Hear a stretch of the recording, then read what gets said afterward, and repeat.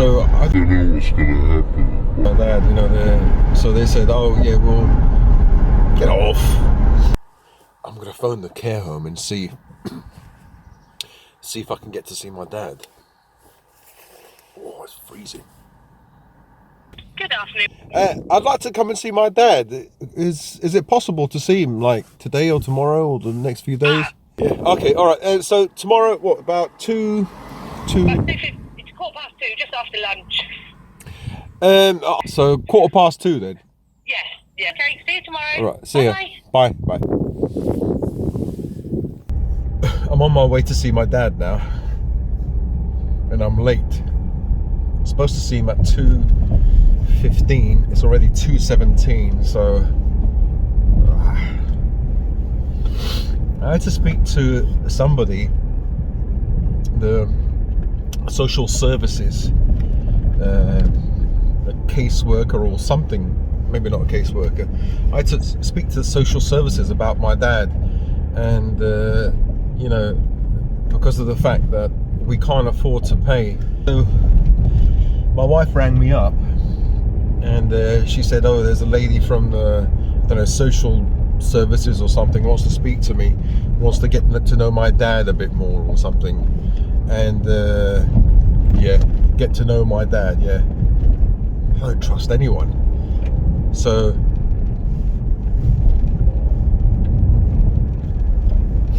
I rang her, and she asked me some questions about my dad, and yeah, I answered. But then it came to the discussion of does he have a residency or something in the UK? And I said, yeah, he's been here for a long time, since the 60s. Yeah, of course he's got residency, he's got his own, he had his own home, he paid bills and everything. Apparently, he's only got an Italian passport, he hasn't got a British passport.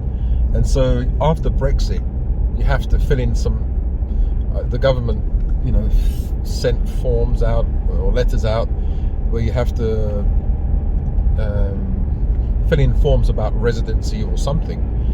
And I said, well, at the time he must have been in a care home, you know, so they probably did something for him. They may have, I don't know anything about that, you know, I don't know about filling in these forms. So I made a joke, and I don't think she was, you know, I have to be careful, you know, I can't make any like politically incorrect jokes. People, you know, there's, you know, after the punchline, there's silence, and the person either gets it and doesn't want to say anything, or gets it and doesn't want to say anything because they disagree with the joke, they don't find it funny. So I kind of said, oh, that's okay, we'll just ship him back to France and make him come back in a dinghy and everything will be okay. Yeah, I know, it's a silly joke, but yeah, I'm just thinking, he's been here since 1963. She said, oh, because we left the European Union, and you know, I said he was here before we even entered the common market in 1972. Was it 72 or 73? He was here since 1963, and you know, he's worked, he's paid all his taxes, he purchased a house, you know, and you know, now they want to know, is he a resident? They want to know if he's a resident, because now now they have to pay for it. When we had to pay for his care home costs, nobody wanted to know anything. Is he a resident? They don't give a shit if he's a resident or not, as long as he's paying 1,100 quid a week, then it's okay.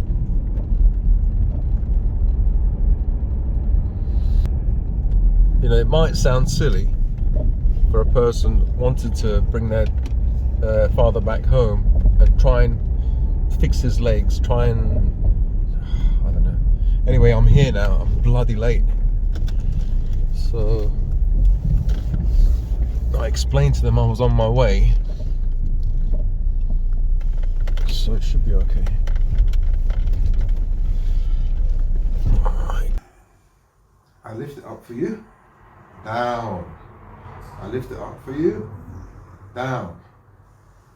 Now, nyotika ka. Bend the knee. Bend the knee. Bend. Can you bend? It's stuck together. I pray here that you're going to get better. Please, Jesus, help my dad get better. Please help to reverse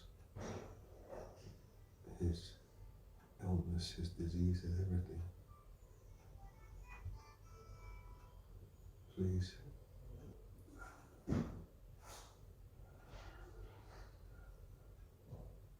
Now, and lay my hands in the name of Jesus. Save my dad. No, can heal my dad. Amen. I don't give a damn one way or another.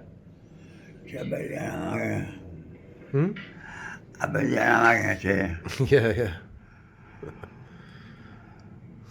He asked, "Is any petrol in the car?" I said, "Yeah, of course. I don't really care about petrol at the moment." You can pull that trigger of yours and you can put a double knot on that cord.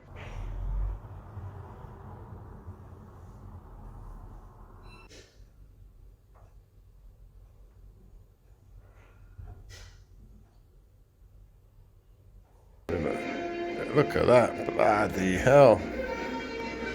Where's all your muscle gone? The muscle should be here. Yeah. This is all fat. Whoa. I paid you.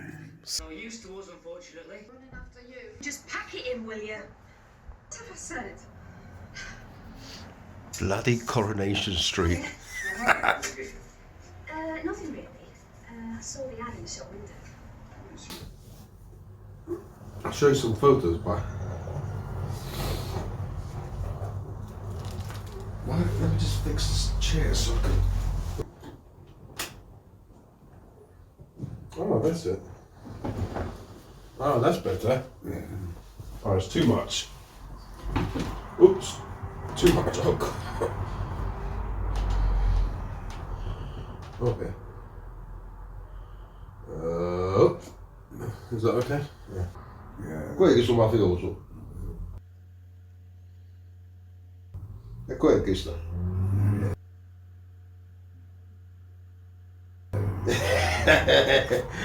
Dale.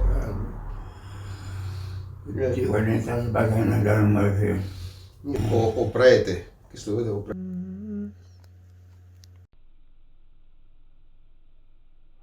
Prete. Non si vede bene, you can't see it bro, it's too small. L'anello o matrimonio, right? Di 50 anni. Vedi? Yeah.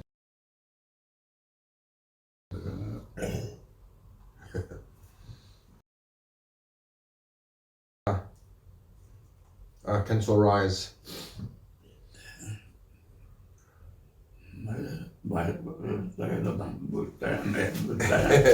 Aumentate alla fine. Guarda là.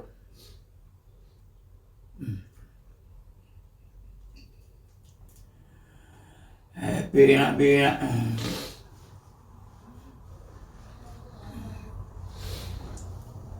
Te lascio un poco di fotografie di casa. No, perché piena. Oh, non lo piglia. I'll put it on the wall so you can have a look. Mangiate? Yeah, I ate already. Tu mangiaste? Io mangiavo. Chi mangiaste? What did you eat? Ma voi sto qui mangiare mai. I just went to see my dad, and yeah, he's okay. We were watching a western on the TV. He used to love, but still loves watching the western, those spaghetti westerns, and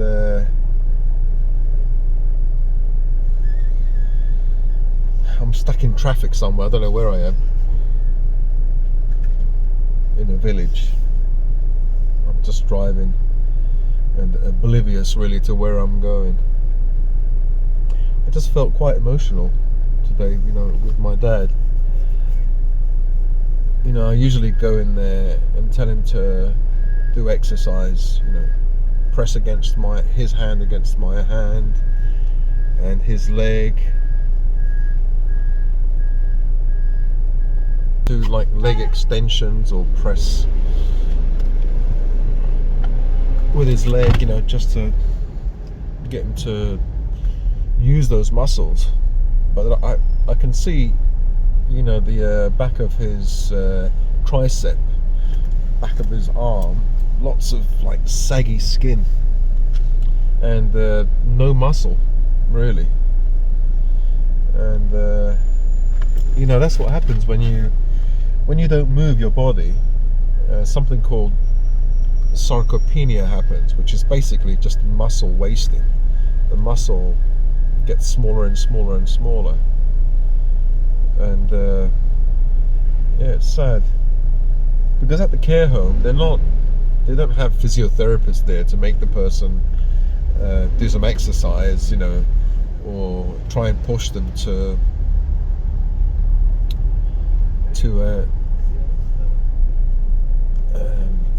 exercise and strengthen their arms or legs.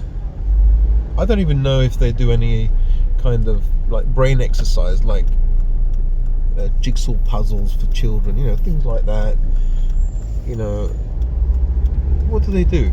They sit them down, in front of the TV, feed them. Oh yeah, we're really good. He's really happy here. Yeah, he's probably happy. He's oblivious to any things that are going on. Of course he's happy. He'll be happy anywhere.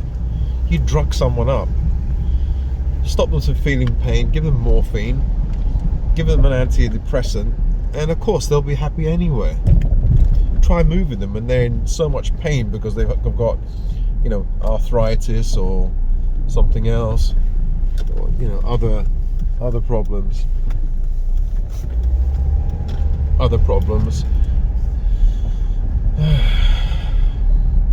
Yeah, so I felt sad today, felt sad, and this is the first time that I really felt sad with my dad in a long time. I just see how weak and vulnerable he is, and I want to take him back home. I said to them, my idea is to take my dad back home and look after him. They said, oh, but you need 2 carers, you need a machine like a hydraulic thing, a crane or something, to lift him up and from his bed and put him onto a chair. And I said, yeah, I can do that. I can get one carer, and then I can help the carer in the morning and in the evening, putting him from the bed to his chair and from his chair to the bed. But then she said, well, what if he needs to go to the toilet? You can't keep him on a commode, which is a kind of chair with a hole in it, so you can go to the toilet. You have to slip the trousers off and then put them back on, and then you need to lift that person up. And then the manager of the home, she said, to be honest, the other places, because we run out of money. We've got no money to pay for my dad's care. So, I said that to her. She said, yeah, I understand, understand my ass. All she cares about is the money that's going in there. All those human beings are cash cows. That what they are is, yeah, of course they look after them, but it's also a business. It's a business. You have to have money coming in. If I say, sorry, I haven't got any money left, what are they going to do? They're not going to, because they love my dad, they'll keep him there, even though we're not paying any money anymore. They have to get money from somewhere, because it's a business. Yeah, it's a business. So the social worker today that I spoke to on the phone, she said, we found that this care home is more expensive than other care homes, and you know, you can get a care home that's a lot cheaper, you know, for maybe a few £1,000s a month, you know, and could you top up the rest? I said, I'm skint, I'm bankrupt. You lot have sucked my bank accounts dry. I've got no money. I don't think they understand. What money can I pay? They've already sucked me dry. I've got nothing, and they still want money. Oh, sorry about this, but because maybe they think I've got a job and I'm earning some money. You know, I feel embarrassed to say I've got no job.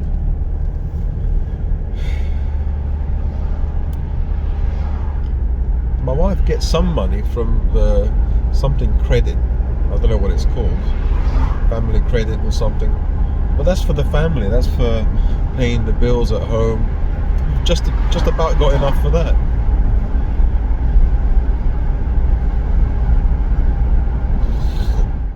What seems to happen is when there's bad light, you know, when it gets darker, my camera is really terrible. You know, the quality really goes down. So I'm gonna have to say bye-bye to you guys. So yeah, just to say what's happening. You know, I went to see my dad, and I'm really happy to see my dad. And I felt a bit emotional.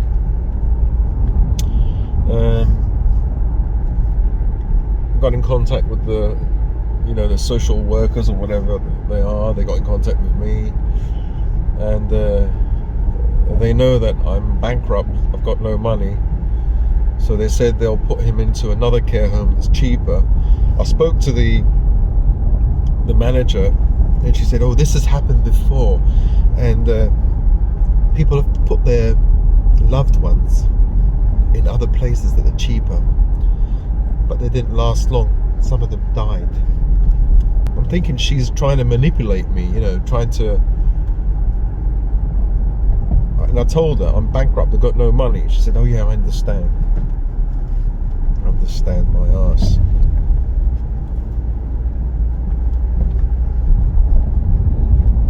What she understands is this. Every time I go there, she's dressed in a nice skirt, all perfumed up, nice hair.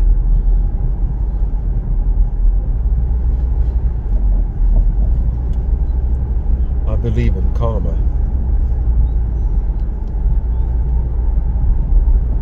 One day she's going to be old as well. I pray karma doesn't hit anybody. I hope we all become fucking immortal, and we don't have to get old and go through all this. I felt so sad for my dad.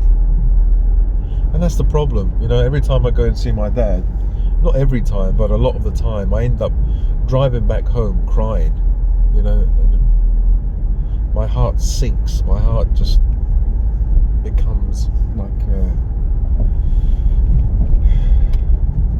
it's as if, you know, my heart, you know, there's not like a red flesh, you know, red muscle, you know, like you see in the butchers. It's as if it's cooked. It's like,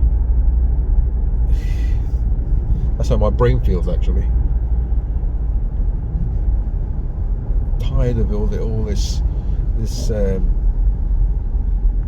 emotional stuff.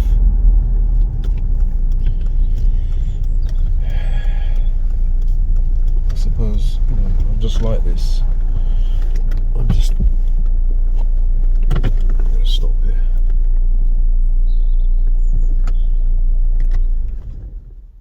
I don't know if you can hear the birds sing. It's so nice.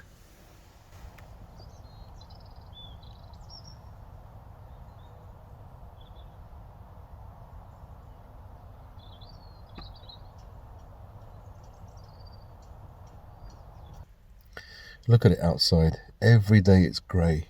Every day. I just can't take the grey. I can't take the all I see is how many colours do I see? Grey.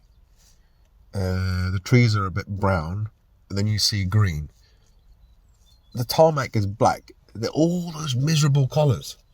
Green is not a miserable colour, but it's not like a nice green.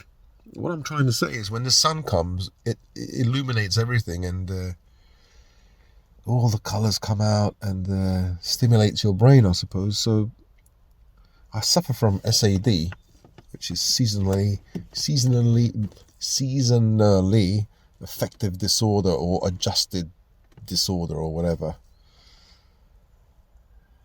And my serotonin really reduces, or I don't have much serotonin or something like that. You see, I can't even talk. That's why in the winter I also don't make any videos, because I'm just in hibernation mode. You know, I might as well shack up with some bears, because I just don't do anything, because there's no sun. If it was just cold and raining or snowing, but there was sun every day, sunshine, I mean, I'd be much more productive. This way I do nothing, absolutely nothing. You know, I can't even make a video. I could just talk, and, you know, I can't produce a nice video of myself going to the,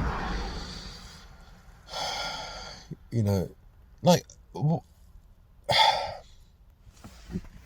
to make a video with Betty, you know, go to the woods, chop up some wood, build a fire, something like that. But it's so bloody cold, and it's gloomy, grey all the time, and it's difficult to explain. It's as if that grey sucks all my energy. I've got no energy. Forget about physical energy, no mental energy to even think up ideas, nothing. Unless I have to have like teas all day to keep me awake. Otherwise I'm, and I don't do anything. I mean, look at the last few videos I've done, all been miserable, because, you know, they reflect my state of mind. And I just can't help it. I can't help it. I don't know what to do.